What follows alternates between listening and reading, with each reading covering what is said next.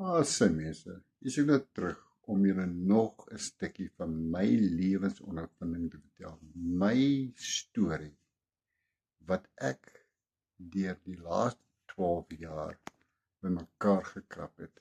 En ek kan vandag hier sit en vir julle sê, mense, ek was 'n priester gewees in 'n Christelike kerk. Ek het vasgeglo in Christianity en vasgeglo dit is die enigste weg tot saligheid. En glo vir my mense, die eerste keer toe ek van die kerk af weggaan, nie omdat ek kwaad was vir die kerk nie, maar net omdat ek het op 'n stadium gekom wat ek nie meer antwoord op my vrae kry nie.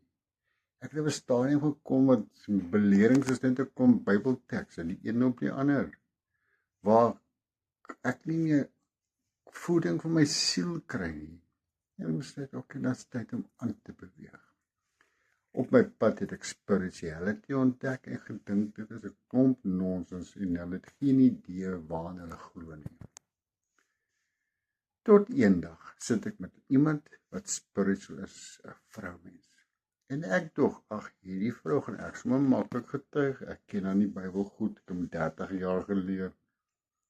En ek begin haar getuig uit die Nuwe Testament uit. En na rukkie sê sy vir my, Rokkie, jy het daai gelees in Matteus, daai in Lukas en daai in Johannes. Ek sê ja. Sy sê, Rokkie, glo jy dit? Ek sê ja, natuurlik. Dit is amper soos God het dit self geskrywe. En sy sê vir my, Rokkie, jy geweet dat nie een van daai 4 evangelieboeke is geskrywe deur enige ooggetuie nie.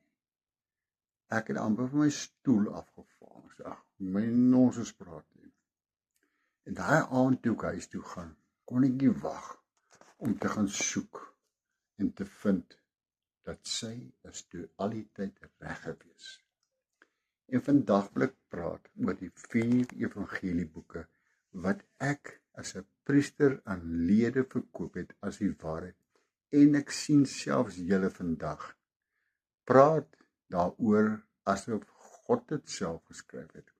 En ek gaan julle vandag skok. So trek hy stoel nader, dan gaan ek julle 'n ander kant wys van hierdie 4 evangelieboeke wat julle gaan skok.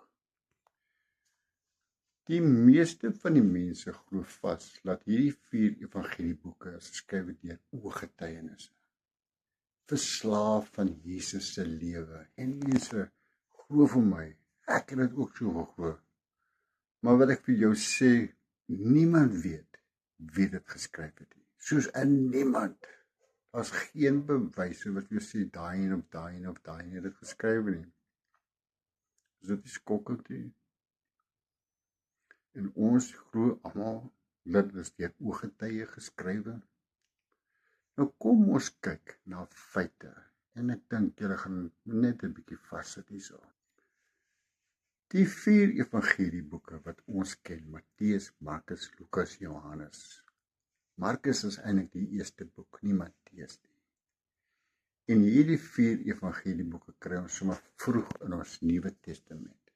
Het julle geweet dat apostel Paul se boeke kom eintlik eerste en die 4 evangelieboeke later, want apostel Paul se boeke is ouer as die 4 evangelieboeke. Maar hier is iets wat min mense weet. Die oorspronklike tekste wat geskrywe was, die 4 evangelieboeke, is deur anoniem geskrywe. Met ander woorde, niemand weet wie dit geskrywe het. Selfs die boeke self, Matteus, Markus, Lukas, Johannes se boeke self sê, nie een wie het dit geskrywe nie. En ek het net soos julle geglo, dat dit was 4 apostels gewees wat dit neergeskryf het. Glo my mense, dit is nie. Daai 4 name het eers later tevoorskyn gekom. Ek gaan julle 'n voorbeeld gee. Die woordjie J, het in die nuwe Engelse alfabet gekom omtrent so 200 jaar terug. So nou daar was hier 'n woordjie J nie. So daar kon nie 'n Jesus wees nie, daar kon nie 'n Johannes wees nie, daar kon nie 'n Jerusalem wees nie, daar kon nie 'n Juda gewees het nie. Elke liewe woord in jou Bybel met die J begin het, kon nie daar gewees het nie. Met ander woorde, ons kerk of die skrywers van ons Bybels, hulle het gegaan en name gaan inplak in die hele Bybel wat dan begin met 'n J. So met ander woorde, die boek van Johannes is geskrywe omtrent 100 jaar na Jesus. Maar as Johannes die woordjie J eers 200 jaar terug begin het, dan is dit ons 'n naam wat nou dag al was. Dan het Johannes mos nie bestaan nie. En as Johannes nie 'n ooggetuie was nie, wie dan die boek geskrywe? So met ander woorde, ons wat so vinnig na die boek van Johannes werk, ons sê Johannes 1 vers 1, in die begin was die woord was met God, my baat, jy het geen fondasie nie, wie het dit geskrywe? 100 jaar na Jesus, geen ooggetuie nie. En dis wat ek vir die mense probeer wys, dat ons Bybel is nie so waaragtig soos ons dink dit is nie. En dit is nie geskrywe deur God nie, maar deur mense self. Hierdie evangelieboeke is nie een geskrywe in die tyd wat Jesus geleef het nie. Met ander woorde, alles wat jy weet oor Jesus is geskrywe deur iemand wat hom nie geken het nie. Met ander woorde, wat op hoorsê gegaan. En laat jou dink, Jesus gaan alleen om te gaan bid.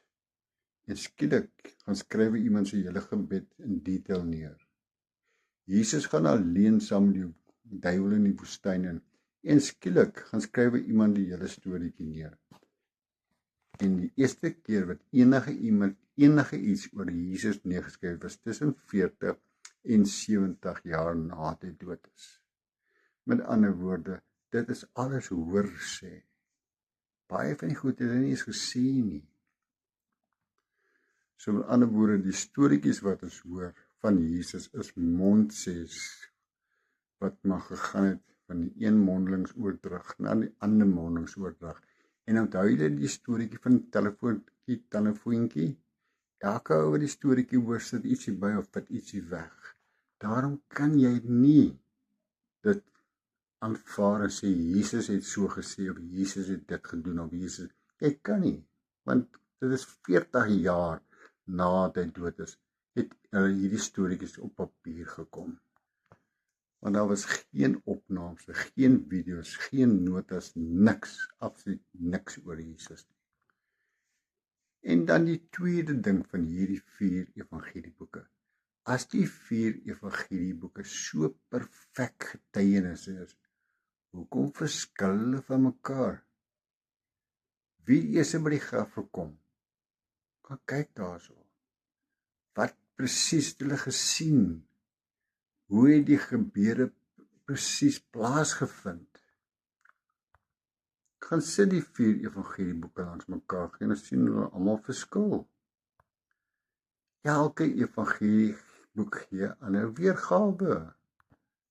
En so kan jy jou 4 evangelie langs mekaar sit en blad vir blad gaan en jy sien daar's verskille. En hoe kan daar verskille wees as dit 4 identiese ooggetuie was wat daar gesit het? En dan gaan jy besef dat ons Bybelboeke is in my oë opmaakboeke. En meeste Bybelgeleerde scholars, Bybelprofessors gaan ook saamstem dat Markus is die eerste evangelieboek en nie Matteus nie. En science gaan ook vir jou sê dat Matteus en Lukas het afgeskrywe groot dele van Markus af. Met ander woorde, dit is amper net soos opgradeer. In my oë het die eerste evangelieboek geskrywe en toe 20 jaar, want elke boek is omtrent 20-30 jaar na mekaar geskrywe. En dan is die volgende boek ge-upgrade en dan kom die volgende boek is ge-upgrade en dan kom Johannes en is ge-upgrade. Met ander woorde, elkeen wat dis dieselfde boek wat net ge-upgrade word elke 20-30 jaar. Wat as die kerk dit self geskrywe het? Want as die 4 apostels dan nie gelewe het nie, want onthou mooi, die boek is gevind sonder name. Wie het dit dan geskrywe? Niemand weet wie dit geskrywe het nie. Absoluut niemand weet nie. Soos die 4 evangelieboeke as julle langs mekaar sit, en ons self is ooggetuie, hoekom kopieer hulle dan mekaar? Hoekom kan jy duidelik sien, hulle het van mekaar afgeskryf? Dit is sommer 'n volgorde ook. En weet julle wat die ergste is? Het julle geweet dat daar was 80 evangelieboeke gewees in Jerusalem en omliggende plekke? Toe kan die Konstantin en sy Council van Assyrië in Jerusalem aangekom het. Het julle geweet dat daai 80 evangelieboeke vertel 'n totaal ander storieetjie? En Rome en die Council van Assyrië het hulle almal weggestoot. Ek sê ons glo nie daar nie.